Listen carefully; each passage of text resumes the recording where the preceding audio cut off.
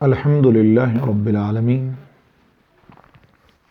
والصلاة والسلام علی سید الانبیاء والمرسلین وعلی آلہ واصحابہ الہادین المہدیین اما بعد فاعوذ باللہ من الشیطان الرجیم بسم اللہ الرحمن الرحیم قل ادعوا اللہ عبدوا الرحمن ایاما تدعوا فلہ الاسماء الحسنى صدق اللہ وصدق رسولہ النبی الکریم ان اللہ وملائکتہ یصلون علی النبی یا ایھا الذین آمنوا صلوا علیہ وسلموا تسلیما اللہم صلی علی سیدنا مولانا محمد مبارک وسلم وصلی علیہ۔ آپ کے سوال کا جواب ذکر کرنا بہت ضروری تھا، اس لیے اس کو نوٹ فرما لیجئے گا۔ آپ نے پوچھا ہے کہ لفظ اللہ قرآن مجید میں کتنی مرتبہ وارد ہوا ہے، آیا ہے۔ تو اس حوالے سے گزارش کروں گا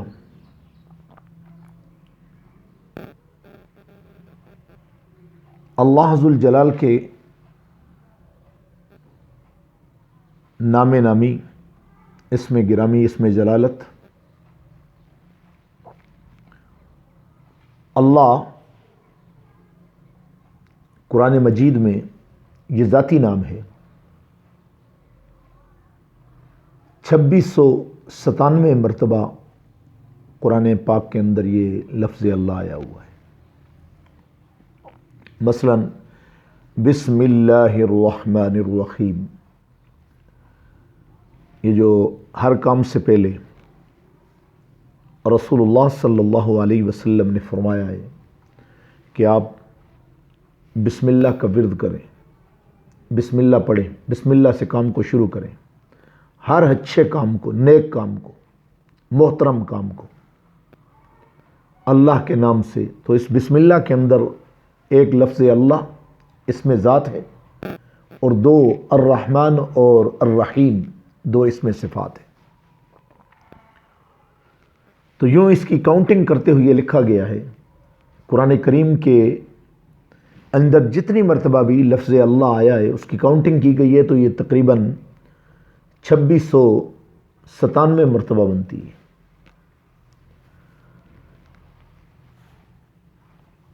اللہ ذوالجلال نے سورۃ بنی اسرائیل کی آیت نمبر 110 کے اندر فرمایا ہے، فرمایا قل ادعوا اللہ، اور یہ خطاب رسول کائنات صلی اللہ علیہ وسلم کی ذات والے صفات کو ہے۔ قل، اے میرے محبوب صلی اللہ علیہ وسلم آپ فرما دیجئے، ادعوا اللہ، اللہ کو پکارو، یعنی لفظ اللہ سے باری تعالیٰ کو پکارو۔ عبدوا الرحمن، یا میرے رب کو اس کے صفاتی نام رحمان سے پکارو۔ ایاما تدعو فلہ الاسماء الحسنی، جس سے بھی پکارو رب کائنات کو، فلہ الاسماء الحسنی، اس کے بہت ہی پیارے، پسندیدہ، خوبصورت نام ہیں جن کا ذکر اللہ نے خود اپنی کلام مجید کے اندر فرمایا ہے۔ امام بخاری رحمہ اللہ نے بخاری شریف کے اندر ایک کتاب لکھی ہے جس کا نام ہے کتاب الرد علی الجہمیہ وغیرہم۔ جہمیہ ایک فرقہ ہے، اس کے رد کے اندر آپ نے کتاب لکھی ہے، بخاری کا حصہ ہے وہ۔ اس کے اندر آپ نے جہم بن صفوان، یہ کوفہ کا رہنے والا ایک فرقہ باطلہ کا پیروکار تھا، اس کا امام بخاری رحمہ اللہ نے رد فرمایا ہے، اور رد کرنے کے اندر توحید باری تعالیٰ پر آپ نے زبردست گفتگو فرمائی ہے۔ تو اس کے اندر آپ حدیث کوٹ فرماتے ہیں، اس حدیث کے راوی ہیں حضرت ابو ہریرہ۔ اب فرماتے ہیں کہ قال ان للہ 99 اسما، اور رب العالمین کے 99 نام ہیں، 99 نام ہیں، 100 الا واحدہ من اخصا دخل الجنہ، یعنی 100 سے ایک کم 99 بن جاتے۔ من اخصا دخل الجنہ، جو ان اسماء باری تعالیٰ کو یاد کر لیتا ہے، ان کا حافظ بن جاتا ہے، ان کا ورد شروع کر دیتا ہے، ان کو پڑھنے لگ جاتا ہے، تو گویا وہ ذاکر، اللہ کا ذاکر بن جاتا ہے۔ تو ایسے شخص کو رسول اللہ صلی اللہ علیہ وسلم فرماتے ہیں دخل الجنہ، ایسے مومن کو، ایسے مسلمان کو جنت کے اندر داخل کر دیا جائے گا۔ اس حدیث کو امام بخاری رحمہ اللہ نے متعدد مقام پر نقل فرمایا ہے، لیکن کتاب الرد علی الجہمیہ کے اندر صفحہ 1099 کے اندر ہی